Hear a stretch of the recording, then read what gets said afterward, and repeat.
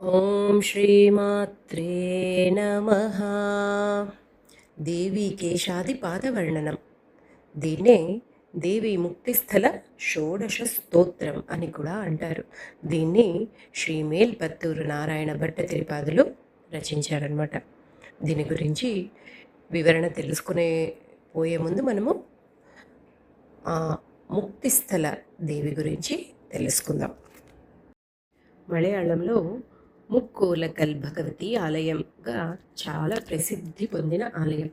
దీన్నే ముక్కుతల భగవతీదేవి అని కూడా పిలుస్తారు. ఈమె ఆ పార్వతీదేవి యొక్క అవతారం అన్నమాట. ఈ భగవతి యొక్క ఆలయం కేరళ రాష్ట్రంలో మలప్పురం జిల్లాలో పొన్నాని తాలూకాలో ఉందండి. ఈ ఆలయం యొక్క గొప్పతనం మరియు ప్రత్యేకతలు చాలా ఉన్నాయి.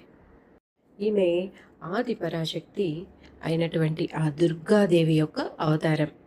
ఈమె భక్తుల కోరికల్ని తీర్చే మహిమాన్వితమైనటువంటి దేవతగా, అలాగే ఆ క్షేత్రం చాలా ప్రసిద్ధి పొందింది.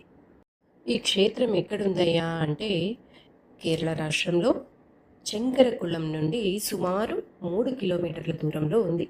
త్రిశూర్ నుండి దాదాపు 45 నిమిషాల ప్రయాణంలో మనము ఈ ఆలయానికి చేరుకోవచ్చు.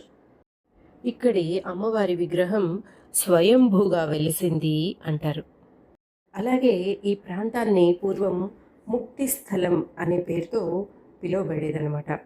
ఈ ఆలయం 8వ శతాబ్దానికి చెందిన ముక్తిస్థల దేవీ స్తోత్రంలో కూడా ప్రస్తావించబడి ఉందన్నమాట. అలాగే ఈ ప్రదేశానికి ఇంకొక ప్రత్యేకత కూడా ఉంది. అదేంటంటే ఈ ఆలయం తెక్కుమ్మూరి, వడక్కుమ్మూరి, అలాగే కనియూర్ అనే 3 దారులు కలిపే స్థానంలో వెలిసిందనమాట. అందుకే దీన్ని మొదట్లో ముక్కావల అంటే 3 దారులు కలిసే చోటు అని కూడా పిలిచేవారు. ఒకసారి ఆదిశంకరాచార్యులు గారు తన తీర్థయాత్రలో భాగంగా ఈ ప్రదేశం గుండా వెళ్తూ ఉన్నప్పుడు ఆ సమయంలోనే గడ్డి కోసే ఒక స్త్రీ కొడవలి ఒక బండరాయి పైన పడగా ఆ రాయి నుండి రక్తం కారడం ప్రారంభమైంది. అటుగా వెళ్తున్న ఆదిశంకరాచార్యుల వారికి ఒక తేజోవంతమైన శక్తిని చూడగలిగారు. ఆ శక్తి యొక్క స్థానాన్ని తెలుసుకోవాలని ఆయన ధ్యానంలో కూర్చున్నారు. ఆయన ధ్యానంలో కూర్చోగానే ఒక గొప్ప తేజోవంతమైన శక్తిని చూడగలిగారు. దానిని ఆయన ఆ ప్రదేశంలో అమ్మవారిగా గుర్తించారు. అలాగే ఆయనకు శివుడు, నరసింహస్వామి దర్శనం కూడా కలిగింది. అలాగే ఆయన ధ్యానంలో భద్రకాళి అమ్మవారి యొక్క శక్తిని కూడా గుర్తించారనమాట. వెంటనే ఆయన అక్కడ అమ్మవారికి అలాగే ఇతర దేవతలకు కూడా ఒక ఆలయాన్ని నిర్మించమని ప్రజలను కోరారు. ముక్కూతలలోని మేలెక్కావు అని పిలువబడే ఆలయమే అమ్మవారి ఆలయం. అలాగే దానికి దగ్గరలో కీళేకావు అక్కడ శివాలయాన్ని, అలాగే కొలంచెరిలో నరసింహస్వామి ఆలయాన్ని నిర్మించారు. అలాగే భద్రకాళికి కన్నెన్కావు అనే ఊరిలో ఆలయాన్ని ప్రతిష్ఠించారు. ఆదిశంకరులు తపస్సు చేసిన ప్రదేశం మేలెక్కావు ఆలయానికి ఉత్తర దిశలో ఉందన్నమాట. అక్కడ దాన్ని పుణ్యభూమిగా పిలుస్తారు. అలాగే మనం అక్కడికి వెళ్ళినప్పుడు ఆదిశంకరాచార్యుల విగ్రహాన్ని కూడా దర్శించవచ్చు. ఈ ఆలయంలో ఇంకో ఒక ప్రత్యేకత ఏంటి అంటే ఈ ఆలయంలో సాధారణంగా గంటలు మోగించారండి. గంటలు మోగిస్తూ పూజ జరగదు. అమ్మవారికి కేవలం నైవేద్యం మాత్రమే సమర్పిస్తారు. సంవత్సరానికి ఒక్కసారి జరిగే ప్రత్యేకమైనటువంటి పూజలో మాత్రమే గంటలు మోగిస్తారటండి. కాబట్టి ఇక్కడ నైవేద్యానికి అంత ప్రాధాన్యత ఉందన్నమాట. మరి నైవేద్యంగా ఇక్కడ దేన్ని వినియోగిస్తారు అని చూస్తే మలయాళంలో పోరి అంటారు, మనం పేలాలు అంటాం కదండి, మల్లర్ అంటారు వాళ్ళు. అది దాన్ని నైవేద్యంగా సమర్పించడం ఇక్కడ చాలా విశేషమట. ప్రతిరోజు నైవేద్యం సమర్పించడం కోసం తాజాగా అప్పటికప్పుడు తయారు చేసిన పేలాలను నైవేద్యంగా వినియోగిస్తారు. ఇక్కడ మలెక్కావులో ఏ నైవేద్యాన్ని సమర్పించినా ఆ మేలెక్కావు గర్భగుడి ద్వారానికి దగ్గరగా ఉన్న ఆ భద్రకాళి దేవికి కూడా సమర్పిస్తారటండి. అలాగే ఈ మేలెక్కావు భగవతి విగ్రహం కింద లభించే ముక్కోల కళ్ళు అని పిలువబడే రాళ్లకు కూడా ఒక ప్రత్యేక స్థానం ఉంది.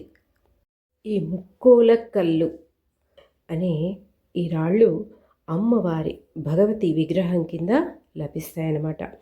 ఇవి చిన్న చిన్న రాళ్ళు, గులకరాళ్ళ సైజులో ఉంటారనమాట. మనము ఆలయ పూజారిన అడిగామంటే భక్తులకు ప్రసాదంగా అందజేస్తారు. ఈ రాళ్లను అత్యంత పవిత్రమైనవిగా భక్తులు భావిస్తారు. వీటిని ధరించడం వల్ల సమస్త దుష్ట శక్తులు తొలగిపోతాయి, వ్యాధులు నయమైపోతాయి, సకల శుభాలు కలుగుతాయని భక్తుల ప్రగాఢ నమ్మకం. అలాగే దీన్ని స్త్రీలైనా పురుషులైనా మెడలో కానీ చేతిలో కానీ ధరించుకోవచ్చట. ప్రతి సంవత్సరం మార్చి ఏప్రిల్ మాసంలో జరిగే ఊరట్టు మహోత్సవం ఇక్కడి అతి పెద్ద ఉత్సవం కింద పరిగణిస్తారు. ఇక మనము దేవి యొక్క కేశాది పాద వర్ణన గురించి తీసుకుంటే మనందరికీ పరిచయమైనటువంటి నారాయణ భట్టతిరి గారు, మేల్పత్తూరు నారాయణ భట్టతిరి గారు రచించిన శ్రీమన్నారాయణీయం. ఇక్కడ శ్రీ మేల్పత్తూరు నారాయణ భట్టతిరి గారి గురించి కొద్దిగా వివరించుకుందాం. ఆయన పిషరడి అనే గురువు గారి దగ్గర విద్యను అభ్యసించేవారు. నారాయణ భట్టతిరి గారు ఛందస్సు వ్యాకరణలో చాలా ఉద్దండులు. ఆయన చదువైపోయాక గురుదక్షిణగా గురువు మీద ప్రేమతో గురువుగారు బాధపడుతున్న వాత రోగాన్ని గురుదక్షిణగా తీసుకున్నారు. మరి కోరి తీసుకున్న ఆ వాత రోగము చాలా ఎక్కువ అవ్వగా ఆయనకు దాన్ని తట్టుకోలేక వేదనతో దాన్ని తగ్గించుకోవడానికి ఆయన గురువాయూరు చేరుకొని భాగవత సారమైనటువంటి ఆ శ్రీకృష్ణుడి లీలలను వ్యక్తపరిచేటటువంటి రచనను చేశారనమాట. ఆ గురువాయూరప్ప సన్నిధిలో 1036 శ్లోకాలతో కూడిన ఒక బృహత్ స్తోత్రమాలగా శ్రీమన్నారాయణీయాన్ని రచించారు. రోజుకొక దశకం చొప్పున 100 రోజులు 100 దశకాలను రచించి పాడి ఆ స్తోత్రరాజమైనటువంటి నారాయణీయాన రచన చేయడం ద్వారా పాడటం వల్ల ఆయన రోగ విముక్తుడవుతాడనమాట. ఆ రోగ విముక్తుడైన తర్వాత ఆనందంగా ఆయన గురువాయూరులోని గురువాయూరప్పన్ సేవలో తరించిపోతున్నాడు. ఇలా రోజులు గడుస్తున్న కాలంలో ఆయనకు ఒకరోజు శ్రీకృష్ణుడు కలలో కనపడి అతనికి ఉత్తర కేరళలో ఉన్న ఈ ముక్కోళ భగవతీదేవి ఆలయానికి వెళ్ళమని ఆజ్ఞాపించినట్టుగా అనిపిస్తుంది. అలా ఆ శ్రీకృష్ణ పరమాత్మ ఆదేశానుసారం అమ్మవారిని ఆరాధించడానికి భట్టతిరి గారు ముక్కూతలకు వచ్చినట్టు చెప్తారు. అలా నారాయణ భట్టతిరి గారు ఆ శ్రీకృష్ణుని యొక్క ఆదేశాన్ని అనుసరించి అక్కడికి వెళ్తారు. అప్పుడు ఆయన వయసు 70 సంవత్సరాలు. నారాయణ భట్టతిరి గారు ఆ మూకతల భగవతి ఆలయానికి వెళ్ళి అమ్మను దర్శించి ఆమె పాదాలను చూడగానే అమ్మవారి పాదాలను స్తుతిస్తూ శ్రీపాద సప్తతి అనే పేరుతో 70 హృద్యమైన శ్లోకాలను పఠించారు. ఈ విధంగా ఆయన మోక్షాన్ని పొంది తన చివరి రోజులను ఆమె పాదాల చెంత గడిపి మోక్షాన్ని పొందారని చెప్తారు. అలాగే ఆయన శ్రీపాద సప్తతి రచనతో తృప్తిపడకుండా తన జీవిత చరమాంకంలో ఆ ముక్కోళ భగవతిని కీర్తిస్తూ శ్రీదేవి కేశపాదాది వర్ణనను కూడా చేస్తూ 16 శ్లోకాలను లిఖించారన్నమాట. దీన్నే దేవీ ముక్తిస్థల షోడశ స్తోత్రం అని కూడా పిలుస్తారు. ఇలా ఆ నారాయణ భట్టతిరి గారు చివరి సమయాన్ని ఎంతో ప్రశాంతంగా అక్కడే గడిపారని చెప్తారు. అలాగే ఆయన బొందితో స్వర్గానికి వెళ్ళారు అని విశ్వసించబడేటటువంటి ప్రదేశం కూడా ఇది. అందుకే దీన్ని ముక్తి స్థలం అని కూడా అంటారు. అలాగే శ్రీ భట్టతిరిపాదులు గారు ముక్తిని పొందిన ఈ ప్రదేశంలో ఆయనకు గుర్తుగా శ్రీ మేల్పత్తూరు నారాయణ భట్టతిరి విగ్రహాన్ని ప్రతిష్ఠించి ఈనాటికి ఈ ప్రదేశాన్ని ఒక పుణ్యక్షేత్రంగా విలసిల్లుతూనే ఉందన్నమాట. ఈ దేవి కేశాదిపాద వర్ణనంలో 16 శ్లోకాలు ఉంటాయండి. అలాగే మరొక 2 శ్లోకాలు కూడా అనుసంధానించబడ్డాయి. అది ఫలస్తుతిలాగా అనుకోవచ్చు. ఎవరైతే ఆ భగవతి రూపాన్ని వర్ణించే 16 శ్లోకాల స్తోత్రాన్ని ప్రాతకాలం, సంధ్యాకాలం 2 సమయాలలో ప్రతిరోజు దీక్షగా పారాయణ చేస్తారో ఆ ముక్తిస్థల శివానీదేవి సంతోషించి వారి యొక్క ఆధ్యాత్మిక, ఆది భౌతిక, ఆది దైవిక తాపత్రయాలను తొలగించి తన యందు అచంచల భక్తిని, విశ్వాసాన్ని కలిగించేటట్టు ఆ భగవతి అనుగ్రహిస్తుందని ఎంతో నమ్మకంతో కవి శ్రీ నారాయణ భట్టతిరి నొక్కి వక్కాణించినట్టు తెలుస్తుంది. నారాయణ భట్టతిరి గారు రచించిన శ్రీమన్నారాయణీయము, శ్రీపాద సప్తతి, అలాగే శ్రీదేవి కేశాది పాదవర్ణన, ఈ 3 ఒక్కసారి చదువుకుంటే ఒక సంపూర్ణ పారాయణం చేసిన ఫలితం మనకు దక్కుతుంది. శ్రీ మేల్పత్తూరు నారాయణ భట్టతిరి పాదుల విరచిత దేవి కేశాది పాదవర్ణనం. సింధూరారుణముజ్వలం నయనయోరానంద సందోహనం విశ్వం వ్యాపి మనోరమం కలయతాం సంతాపవిధ్వంసనం తేజోమండలమాత్మని స్ఫురతు మే భూయస్తదంతర్గతం లావణ్యాయతనం స్వరూపమపి తే ముక్తిస్థలస్థే శివే. उद्यद्भास्करकोटिसुप्रभमनर्घानेकरत्नावली राजच्चन्द्रकलाविराजिमुकुटं हैमं निसर्गोज्ज्वलम् आनीलं पृथुकुञ्चिताग्रममलं कल्पप्रसूनाञ्चितं स्निग्धन्ते कबरीभरं च कलये ముక్తిస్థలస్థే శివే. ఆ దేవి యొక్క సౌందర్యాన్ని వర్ణించే స్తోత్రాలలో ఈ దేవి కేశాదిపాద వర్ణనం అంటే తల వెంట్రుకల నుండి అందమైన అమ్మవారి పాదాల వరకు వివరించడం అన్నమాట. ఈ దేవి యొక్క కేశాదిపాద వర్ణనం అనేది ఎంతో ప్రసిద్ధి చెందినది. ఈ స్తోత్రంలో అమ్మవారి దివ్యమైన కేశపాశం అంటే జుట్టు మరియు శిరస్సు యొక్క వర్ణన అత్యంత మనోహరంగా ఉంటుంది.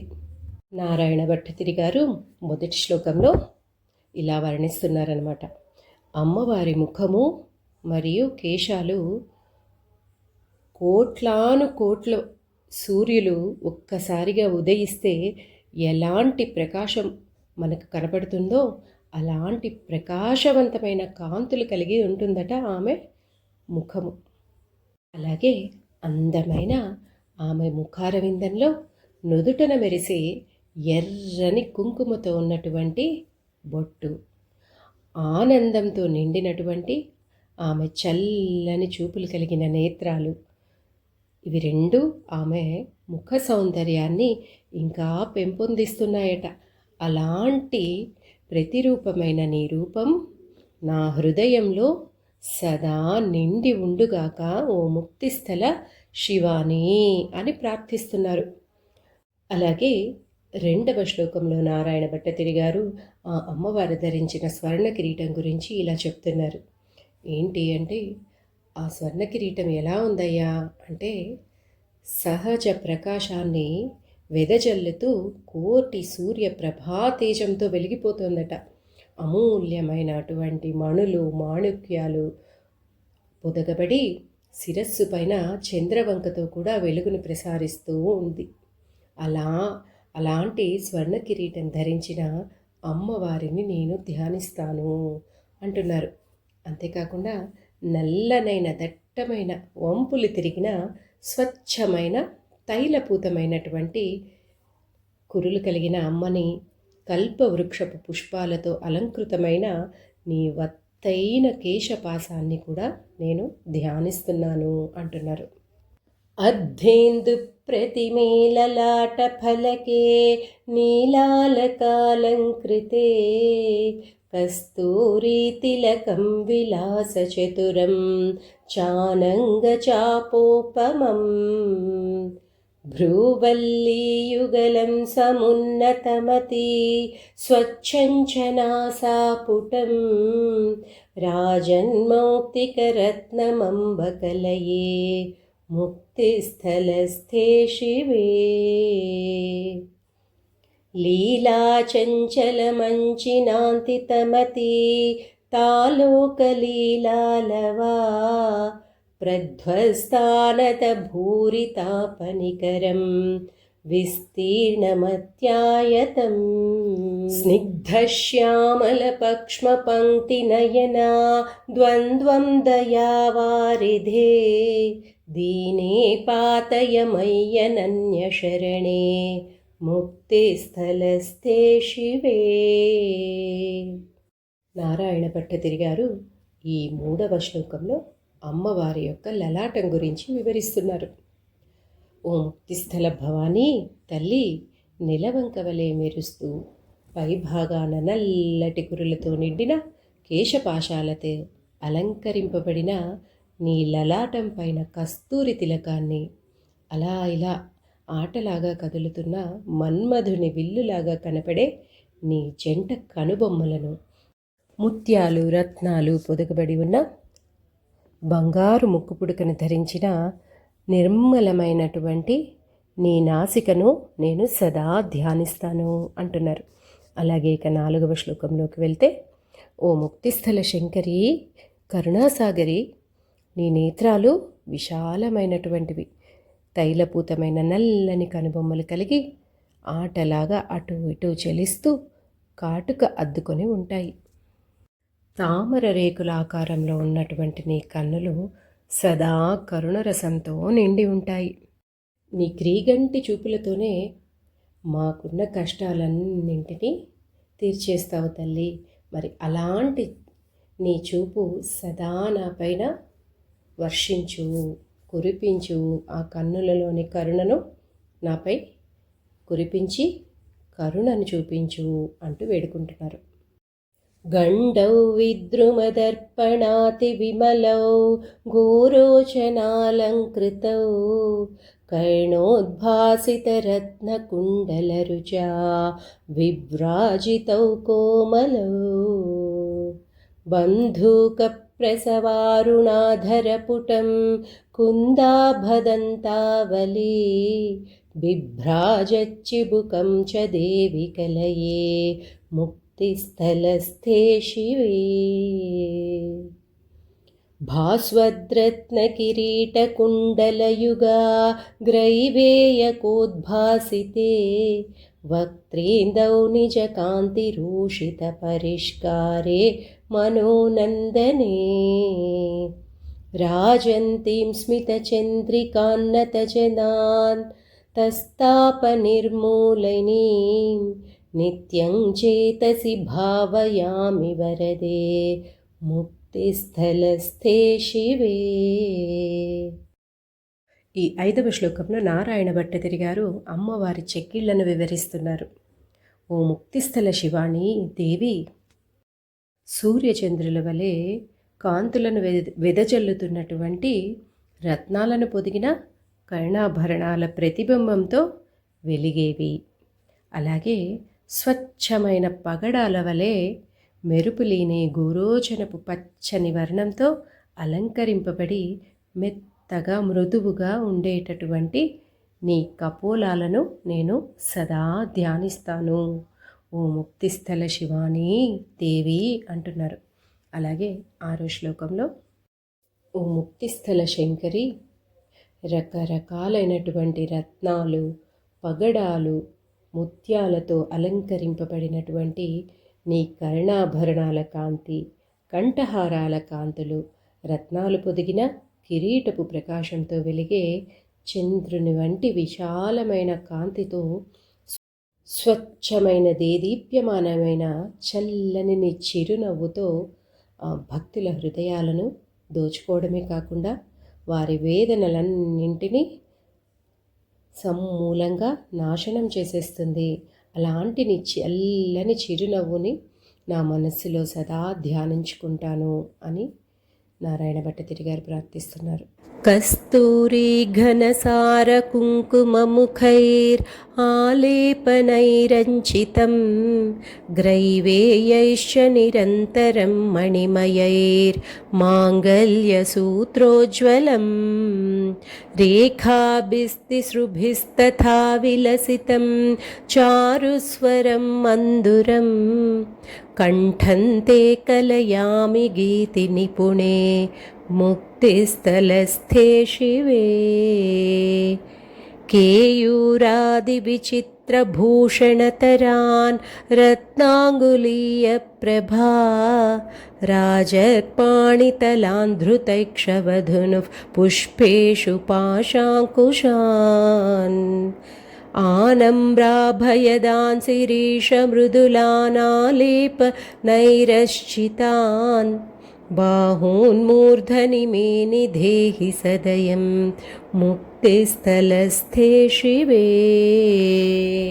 ఈ శ్లోకంలో నారాయణ భట్టతిరి గారు అమ్మవారి యొక్క కంఠాన్ని వివరిస్తున్నారు.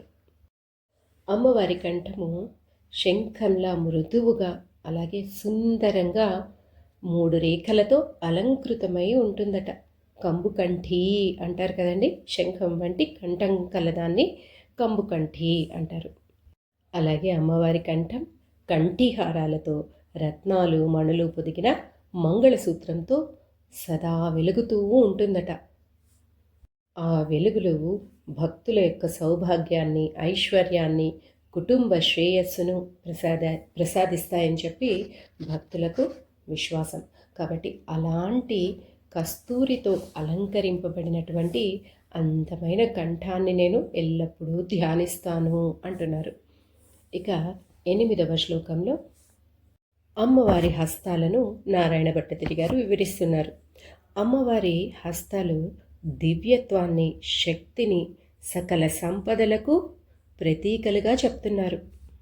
అంతేకాకుండా ఆ అందమైన హస్తాలకు స్వర్ణ కంకణాలను ధరించాయన్నమాట. చేతివేళ్లకు రత్నాలు పొదిగిన ఉంగరాలతో సుందరంగా వెలిగిపోతున్నాయి. అమ్మ కుడి చేతిని పైకి చూపిస్తూ భయపడవద్దు, నేను మీకు అండగా ఉన్నాననే భక్తులకు సదా భరోసానిస్తుందన్నమాట. భక్తులను అనుగ్రహించి వారిని అన్ని రకాల భయాలను, కష్టాల నుండి రక్షించే దివ్యమైన శక్తి ఆ అభయహస్తంలో ఉంటుంది.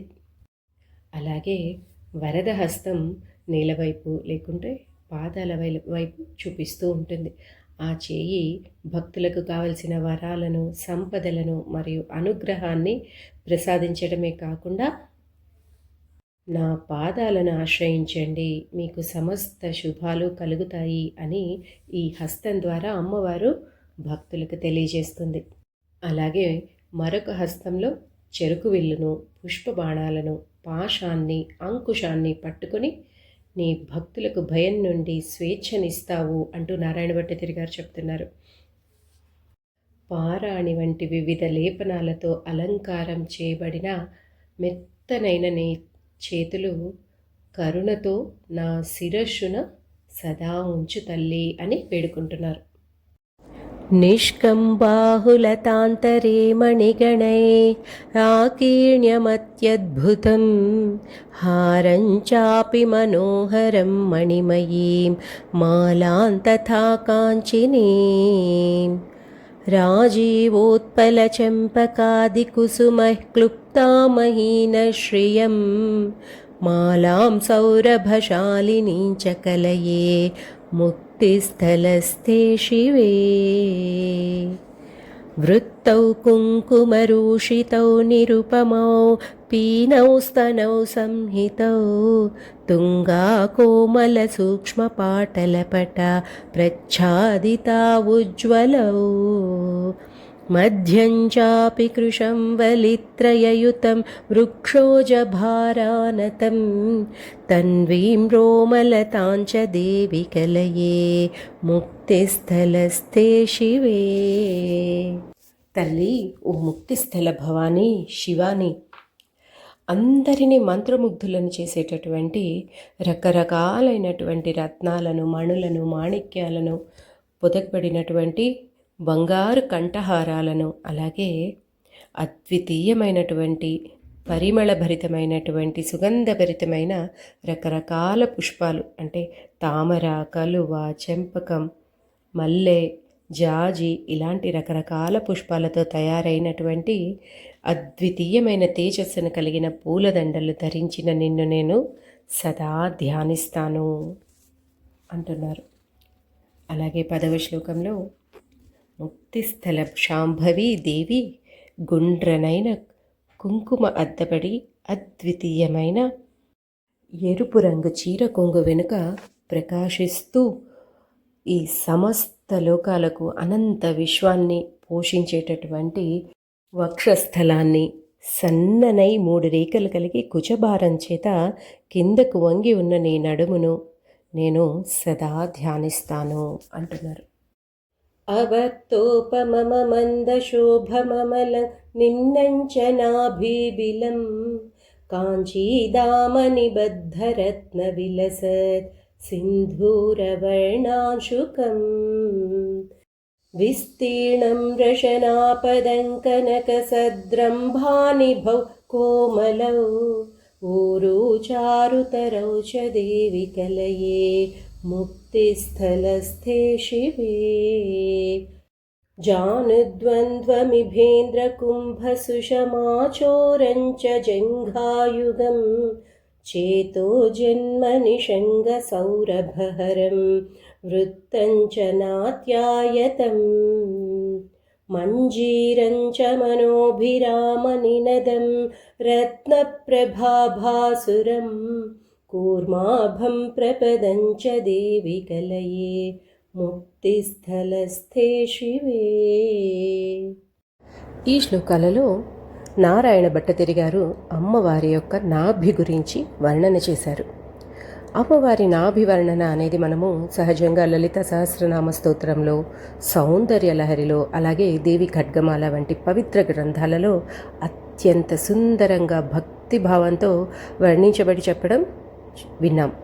అలాగే ఇక్కడ ఆయన ఏమంటున్నారు అంటే, ఆదిశంకరాచార్యులు రచించిన సౌందర్య లహరిలో అమ్మవారి నాభి సౌందర్యం ఒక లోతైన సుడిగుండంగా వర్ణించబడింది.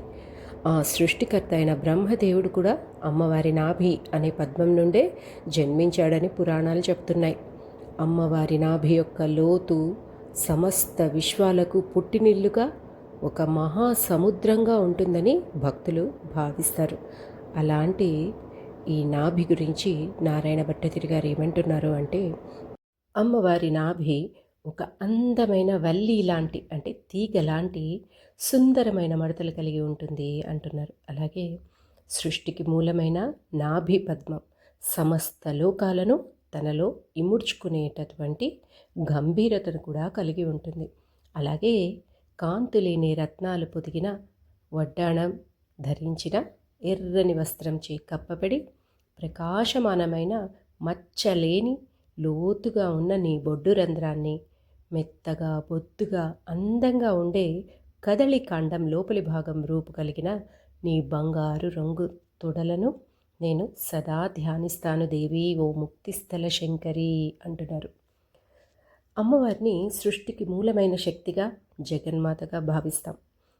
అలాగే అమ్మవారి దివ్య రూపాన్ని దర్శించడం వలన భక్తులకు సకల శుభాలు కలుగుతాయని నమ్ముతారు. కాబట్టి ఇలాంటి ఆమె రూపాన్ని ధ్యానం చేస్తూ ఉంటే మనకు ఉన్నటువంటి సకల దుఃఖాలన్నీ నశిస్తాయి అంటూ నారాయణ భట్టతిరి గారు చెప్తున్నారు. అలాగే 12వ శ్లోకంలో అమ్మవారి జానుద్వయం అంటే మోకాళ్ళ వర్ణన. ఈ మోకాళ్ళ వర్ణన అనేది మనకు లలితాదేవి లేదా అమ్మవారి దివ్య రూప సౌందర్యాన్ని, ముఖ్యంగా పాదాలు మరియు మోకాళ్ళ అందాలను వర్ణించే అద్భుతమైన స్తోత్రాలలో ఒక భాగం అన్నమాట. అమ్మవారి పవిత్ర నివాసమైన మణిద్వీప వర్ణన, అలాగే శ్రీ లలిత సహస్రనామాలలో కూడా ఈ వర్ణనాత్మక విశేషాలు మనము చూస్తాం.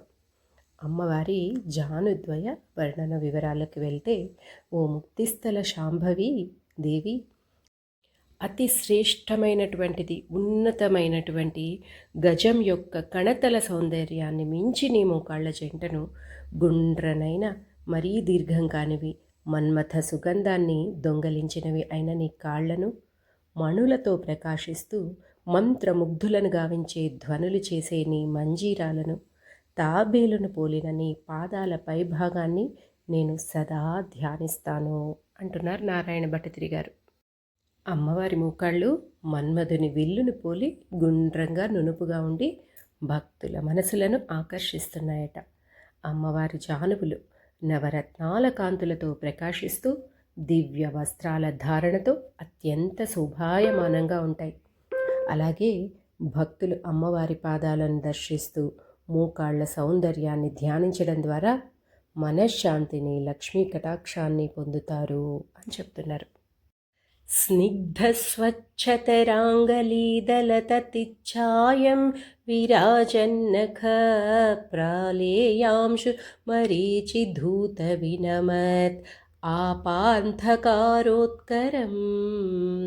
కాంతం కల్పలతాప్రవాలసుభగం లక్షారసారంగితం పాదాబ్జం తవ భావయామి వరదే ముక్తిస్థలస్థే శివే.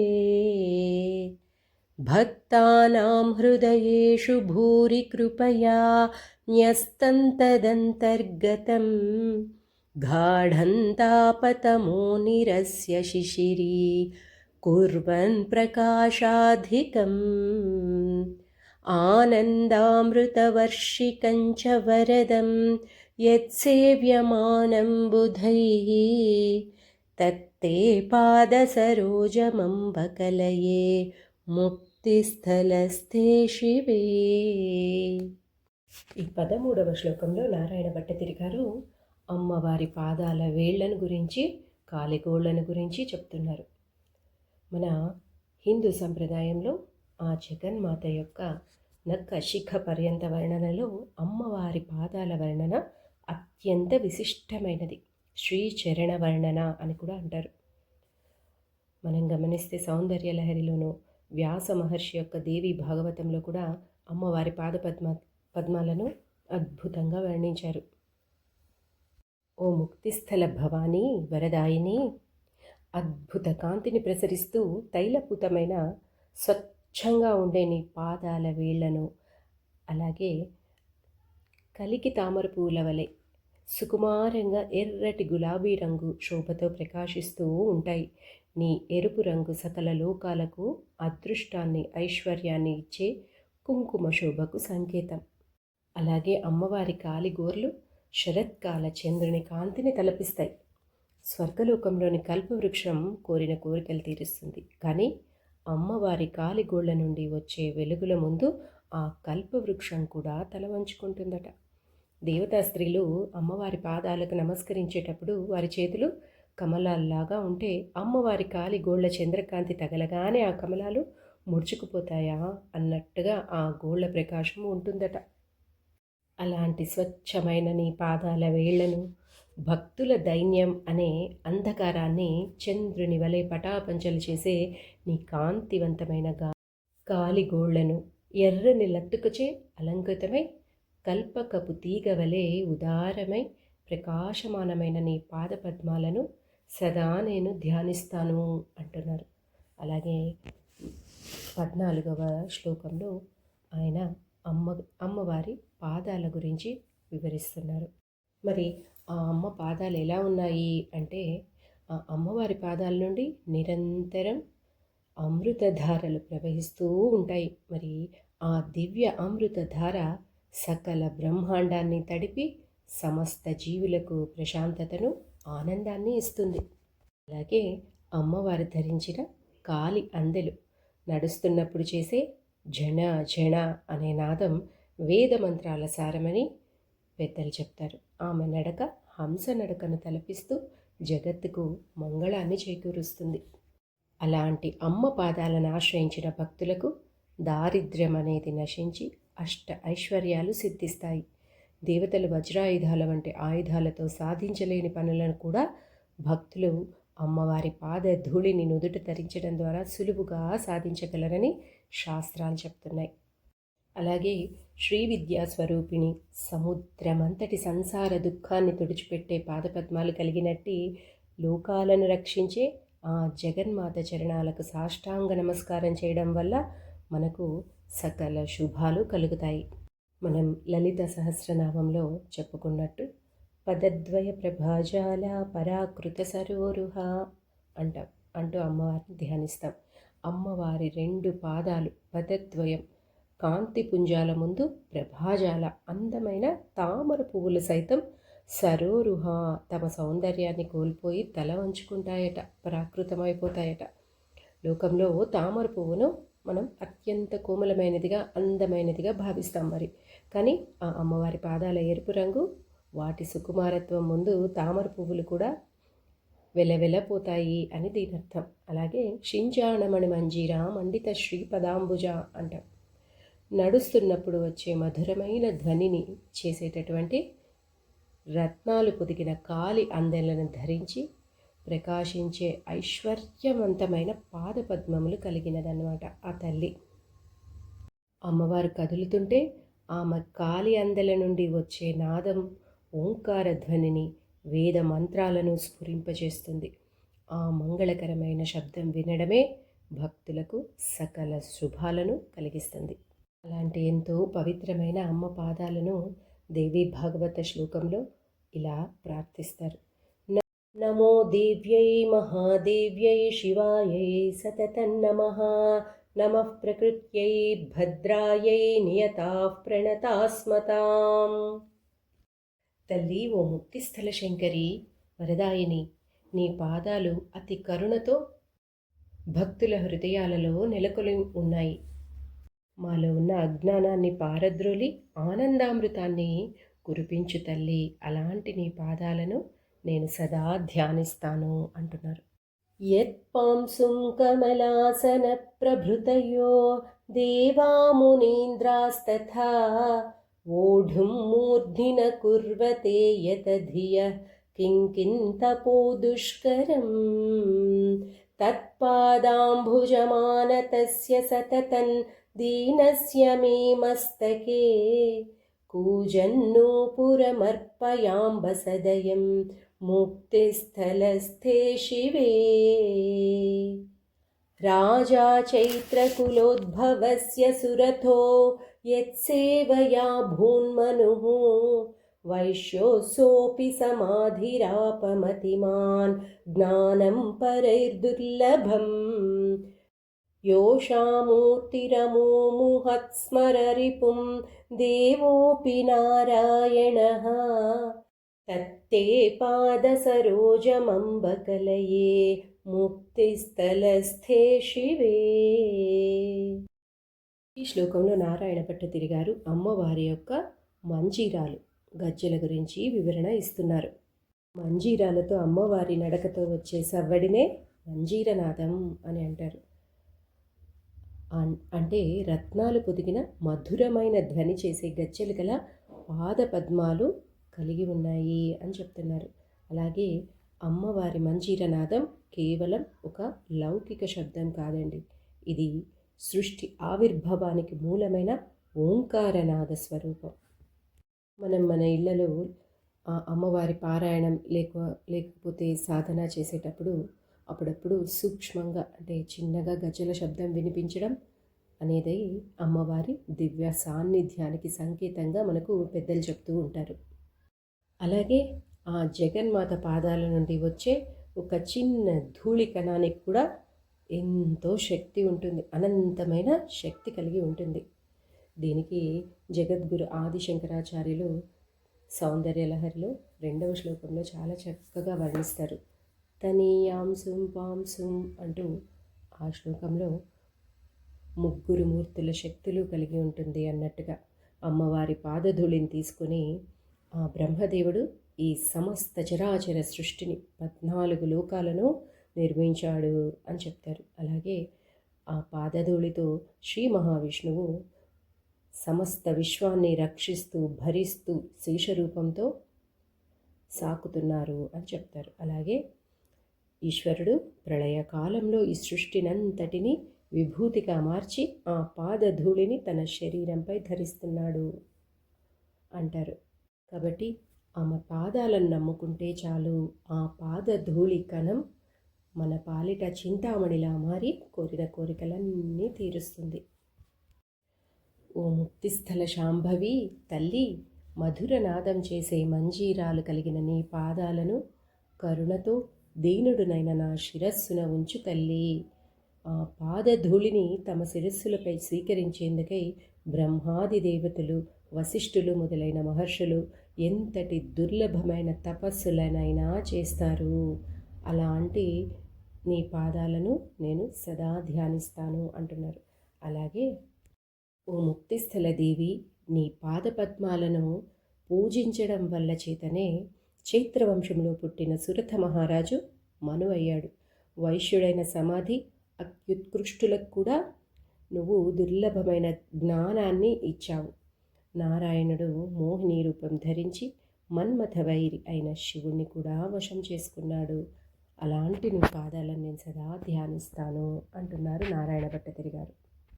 నిత్యేన శివాంగవర్ణనమిదం స్తోత్రం ద్వయోః సంధ్యయోః పద్యై షోడశభిః కృతం కృతధియా మర్త్యేన సంకీర్త్యతే తస్య ప్రీతమనః పరేశ మహిషీ త్వం దేవి తాపత్రయం నిర్ధూయాశు విధేहि భక్తిమచలాం ముక్తిస్థలస్థే శివే.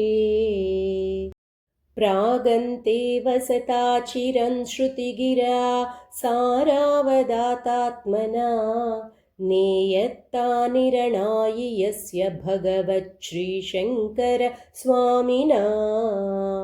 బ్రాహ్మాం వైష్ణవమైశ్వరం చ కిమపి ప్రాగల్భ్యముద్భాసయత్ సాయుజ్యం మమ సందధాతు తదిదం ముక్తిస్థలస్థం మహాః. దేవి, ముక్తిస్థల శివాని, పరమేశ్వరి, ఎవరైనా ఆ పార్వతీదేవి రూపాన్ని వర్ణించే ఈ 16 శ్లోకాల స్తోత్రాన్ని ప్రాతకాలంలో, సాయం సంధ్యా సమయంలో, ఇలా 2 సమయాలలో అనుదినం దీక్షగా పారాయణ చేస్తారో వాళ్ళు ఆ దేవి యొక్క కృపాపాత్రులవుతారు. వారి ఆధ్యాత్మిక, ఆదిభౌతిక, ఆదిదైవిక తాపత్రయాలను తొలగించి వేస్తుంది. అలాగే నీ పైన అచంచల భక్తిని, విశ్వాసాన్ని అనుగ్రహిస్తావు అని చెప్తున్నారు. ఈ చివరి 18వ శ్లోకం కూడా ముక్తిస్థల షోడశ స్తోత్రంలో భాగంగా తీసుకుంటున్నారు.